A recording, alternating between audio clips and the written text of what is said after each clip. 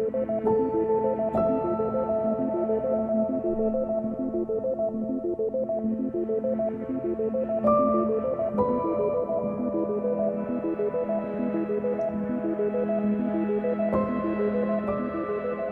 to the 42 Podcast, where a Christian and an atheist sit down to discuss the meanings of life, the universe, and everything else in between. Thank you for joining us. Welcome to the 42 Podcast. Today, this is a secret episode. Don't tell Lindsey. But I'm sitting here with Sterling and Colin, who are going to be our game masters for an upcoming episode. And they're going to educate me a bit on, well, some gaming stuff. How you guys doing? Good. Fantastic. All right, so I gave a quick intro in who you guys are, but why don't you actually tell me a little bit about yourself? And Colin, I've known you longer, so let's start with you. Oh, Okay. man. Yeah. All right. Is there anything specific you want me to say?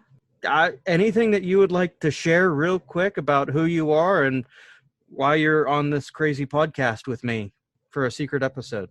So basically, I was held at gunpoint until I agreed to do it.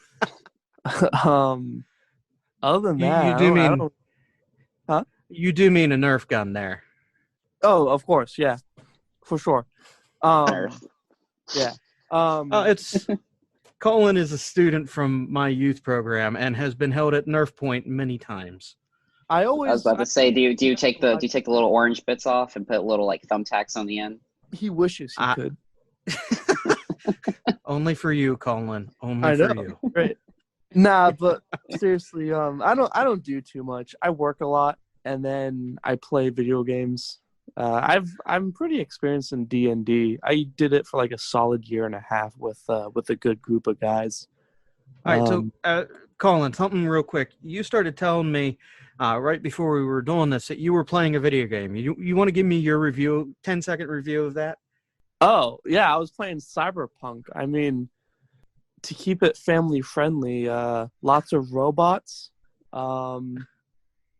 A lot of dirty stuff. Yeah, it's a pretty cool game. Think of Blade Runner. Oh, I love the Blade Runner. Okay. Yeah. Well, let me Blade Runner with rephrase that. Keanu Reeves.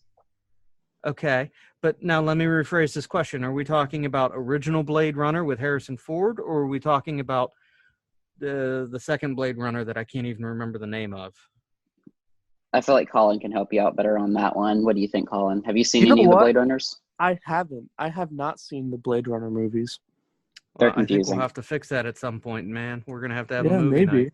For sure. So, all right. So, Colin, you've played D&D. You are truly much more of a video game guy. I get my recommendations from you a lot. Oh, yeah. So, and you are a former student, because now you're a young adult. Mm-hmm. So, yeah, okay. That's perfect. Sterling, I've just recently gotten to start knowing you, but you and I have geeked off a lot on some stuff. But want to share a little bit about who you are, and I have a feeling we'll get into the geekdom for a moment. Oh, of course, yeah. Well, starters, I'm a mega Star Wars fan. I'm wearing shirt, pants. My background's the Battle of Hoth right now. Star Wars is something I've always grown up with. I've been at every premiere. I was an infant, but I've been at every premiere since Phantom Menace. So I feel like I have some street cred when it comes to the Star Wars fandom. I haven't, and when it comes to D&D, I haven't really played actual D&D. I've played Star Wars versions of D&D. So I feel like this is where that conversation's going to sway more towards. Well, but that's part of where my desire in talking to you guys is, because my whole experience with D&D comes out of the 80s and 90s and the Satanic Panic. I remember a friend of mine was given a D&D game for his birthday, and we're kids. We get the thing out of the box and we're excited because it looks like an awesome game. And so we start going through it and we're like, wow, okay, we'll try this tomorrow. Go back over to his house tomorrow and the game is nowhere to be seen. And I'm pretty sure my mother called his mother or his mother called my mother, and either way they were both out in the backyard burning it. See, that was always the problem about living in such a small town. It's everybody knew everything. So you couldn't have any fun without 10 seconds later you're turning around and your mother's right there with either a newspaper in her hand or something saying, "Get your butt in the house right now." Yeah. It's funny, when I was like 12, I kind of got into D&D a little bit, not too much, but I remember my dad telling me that it was like satanic and stuff. I'm sure he was joking, but it's just funny you brought that up because I grew up hearing the same stuff, and then I played games like Oblivion, which a lot of people like really didn't like. hmm I'm playing Yeah. I'm playing Dragon Age right now. Actually, I'm going through the whole Dragon Age trilogy right now. All right. So if we're confessing what games we're playing, I'm playing Doom Eternal. Not sure it gets any more Listen. satanic than the Doom Marine killing demons all the time. Well, like I've said to you before, we can kind of consider that a Christian game. I mean, you're doing the God's work of taking out all the Absolutely. archdemons and everything. So Yeah, Doom except for the Doom's fact a that good he's Christian just man. as evil. I mean, all right. Anyway. But yeah, a good portion of why I'm picking your guys' brain is you have a lot more experience in uh, Dungeons and Dragons than I do. And as Lindsay and I have been talking through different things and uh, different parts of life together, one of the things that I kind of subtly determined, and she knows this is in the works, she doesn't know the full extent of what my plan is, but I want to create a scenario for her that is D&D-esque of testing her morals and how far she would be willing to go to do something that is right but wrong. And so the scenario we talked about in the initial planning for this was, let's kill Hitler. And what are your guys' thoughts on that? You want to share it? In the scenario that we started building, let me rephrase it that way. You find yourself going back in time and have the opportunity to kill Hitler. Would you guys kill Hitler? Of I, course. I don't. I I don't listen. Even I don't care what people say. Even baby Hitler needs to go. I'm on board with the baby bit Hitler one. I'm going to be really honest with you. All right, listen there, Deadpool. Cool your jets. I personally, if given a chance, would decline it. I believe that as crappy as things can be, I think things happen for a reason. And I'm not about to sway the future by changing the past. But isn't our only one like good little like thing is we don't have that's our only thing we don't have to worry about is changing the past.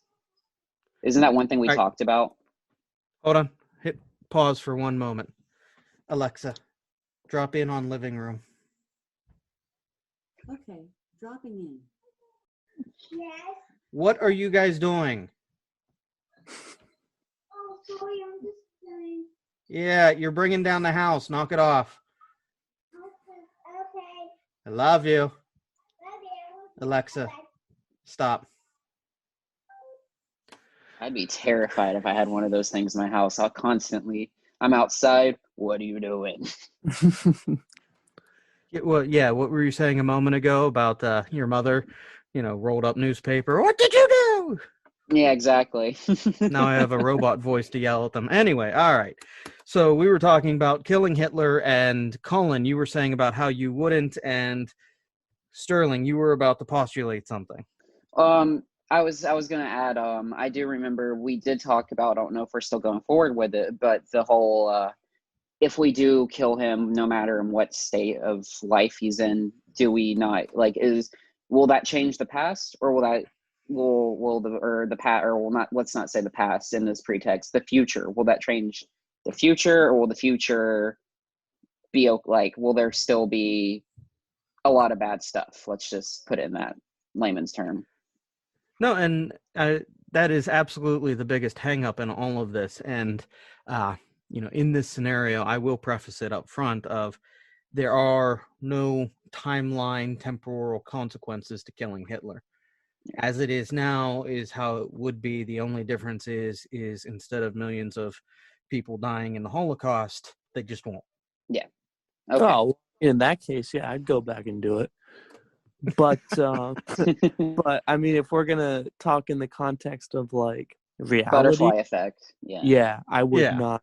I think there'd be a bigger and badder Hitler that would rise up if past Well, Hitler. I mean, there was multiple people worse, probably worse than him that was underneath him. If we're talking hierarchy, let's look at Iron Rommel. Well, not even Mussolini. Rommel, no, or Himmler and Goebbels and No, Goering yeah, and The yeah.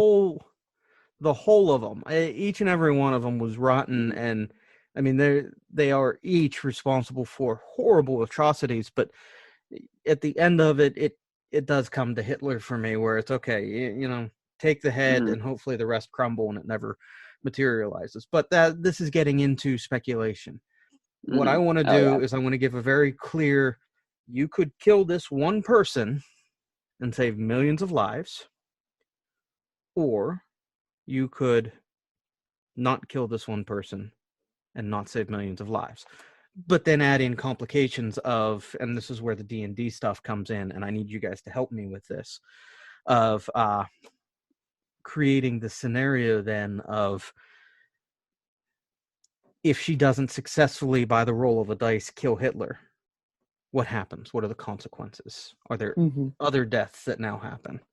So when you build a D&D campaign, what are some of the things that you look to add in or create as tension points? Do you want to go first, Sterling? I'll let you go first because, like I said, you're more at least knowledgeable on this aspect of D&D. Like I said, I can usually when I play like my form of D&D, I play a game called Star Wars Rebellion, Mm-hmm. which you're either the Empire or the Rebels, and you have to take over star systems and all that. But it's got D&D elements where you have to be like, okay, um, you're encountered by a star fleet. Do you run or do you attack them? And if you attack them, how many ships are you going to lose? How many? Like what's the outcome is completely random every time. You could be Yeah, going against a Death Star and miraculously destroy a Death Star. for sure. And Sterling actually did a really good job explaining that when he was saying like the outcome is different every time. When it comes to building the D&D game, the DM, the dungeon master, kind of makes the story that you follow along, but then Mhm. he is free to add in whatever he wants at any point he wants. So you could be getting done with the battle and you You know could be like, you've oh my god, the Gestapo just came in out of nowhere. yeah, Here yeah, comes like you just got werewolf done, Gestapo. yeah, Like, you just got done fighting a dragon and you lost your only healer in the group and now you're getting swarmed by goblins, right? Like that wasn't part of the story. That was something he added in. So yeah, I mean definitely in the context of Hitler, if you don't kill Hitler, it could be security around him tightens and as a result the SS go and kill more people because Hitler's now under threat, so Yeah. there's some freedom I think that we have to add tension points Okay. like that. because I Yeah, feel like and I mean, that's the whole beauty of a D&D game. It's like you're going on this magical adventure that you have no idea what the outcomes are going to be. You don't know who you're going to lose in your party. You Mm-hmm. could be playing for, I mean, I know our increment's 30 minutes, but we could be playing for 2 days and all of a sudden your character dies. Now you got to sit there for another 2 days just watching your friends have fun. And you're just like, well, that's D&D for you. okay, so there's a freedom to add in additional story elements to create tension, even For sure. after creating the Yeah. original arc. For sure. Right. Yeah, and I mean, I want a situation that has that tension. I don't want to. Part of the other piece of all this is also balancing sensitivity, because World War II, everything that time period has in it is atrocious. Mm-hmm. Oh yeah. Oh yeah. But I mean, that's war. War is hell. Mm-hmm. But I mean, it also gives a standard point that most people outside of a select few special crazy people can agree on of Hitler needs to die. Right. Oh yeah. Oh yeah. So, all right. And Explain to me a bit about dice then, because I've got dice sitting in front of me, and my understanding of dice is, the D6, where, okay, I roll this, I get 1 to 6, and that determines my moves on a board. But what are each of these dice, and why do I care about them? There are so many different ways to use dice in D&D. There's so many generations of D&D that change the rules every time. But the easiest way to understand how the dice works is you have your D4, D6, and D20. That's what I always played with. Every weapon that you use, you roll a certain dice for. So, for example, if you have a paladin with a two-handed weapon, you're going to roll a D4. If you roll high enough on that D4, you get to roll your D20. So the D4 basically means if you roll high enough, your attack is successful. The D20 will determine how much damage you do to your opponent. So the closer you get to a 20, the more damage you do. If you roll a nat 20, which means natural 20, you roll it, get a 20 the first time, instant kill. You win the battle. Okay, How good is Lindsey's luck? What's Lindsey's luck like then? I don't know. She actually just went and played D&D, her first D&D, about a week or so ago. So I don't know. I haven't asked her, and she hasn't responded yet. I asked how that night went, and I don't know. So I guess we'll find that out, won't we? Yeah. Well, but again, I guess that also comes into the element where I can then be a bit of a jerk with the story of, oh, you rolled a D20. Yay. You perfectly killed Hitler. No other deaths. Oh, time-traveling Hitler comes in the past and kills you. Yeah. You could do that. You could you could do that. That's the great thing about it. You could do something completely ridiculous like that. Or you could but she rolls a 20. Oh, you killed Hitler. Turns out it was just his body double. Turns out it was Jar Jar Binks. Oh. That is someone I would kill. I hate Jar Jar with a passion. God. I would not lose sleep if I killed Jar Jar, man. I love the Clone Wars, but any episode he was in, I would skip. I cannot. I gotta go cover my Jar Jar Binks back there's the ears, man. Poor Jar Jar. He does take a lot of hate. He's a Sith Lord, man. I don't actually disagree with that theory, but that's diverging a He's a Sith little. Lord in the Shakespeare book now. In the Shakespearean book, he is a Sith Lord. Like he does come out as a Sith Lord, and like he has his own like weird monologue where he's like, "I'll play this clown," but in reality, I'm using them to move my motive to get to the Coruscant and start the war. This puppet Palpatine thinks he knows what's best and all this stuff, and it's just like, oh my God, what's All right, we're veering off into geekdom, so we'll start wrapping this up real quick. Okay. But so the recommendation you guys have for me is, as I understand it, with designing this, and we came up with some of the premise, but I have freedom to add additional elements as the conversation with Lindsey and I plays out, and to effectively keep the game in a fluid state to some degree. It doesn't have to be every roll of the dice is predictive. There is still fun in the additional elements. All right, very cool. Yeah. It's but that's the thing. It's easier said than done. So yeah, this is going to be the first time I have ever done anything D&D-esque. So because I know you said you want to do it in like a 30 minute increment, which I mean is not terrible, but just like we're just doing a quick scenario.